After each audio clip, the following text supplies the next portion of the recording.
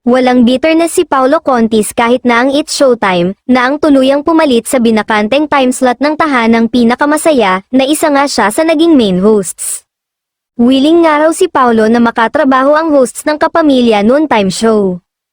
Masaya raw ang dating host ng Tahanang Pinakamasaya para sa bagong tahanan ng It's Showtime sa GMA Network.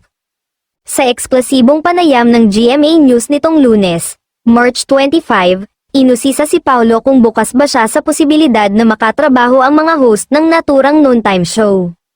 Si Ogie Alcacid nga ay nakatrabaho na rin naman niya noon sa GMA7.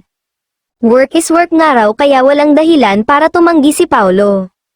Marami rin ang pumuri kay Paulo nang sabihin niya na, "I'm very happy na mayroon silang lugar sa 7. Sabi naman ng ibang netizen, what if kung si Paulo ang isa lang ng GMA Network sa It's Showtime bilang regular host? Ang bongga lang kung makakabardagulan ni Vice Ganda si Paulo sa kanilang noontime show.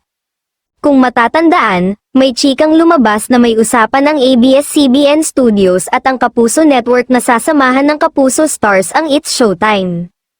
Magandang idea rin na isama si Paulo sa Kapamilya Noontime Show na mapapanood na sa Channel 7 simula sa April 6, matatandaang matapos ang pirmahan ng kontrata noong Miyerkules, ay naglabas ng joint statement ang ABS-CBN at GMA7 kung kailan opisyal na mapapanood ang It's Showtime sa bago nitong tahanan. Kaya naman, lubos ang pasasalamat ni Unkabogable Star Vice Ganda sa naturang TV network para sa pagtanggap nito sa kanila.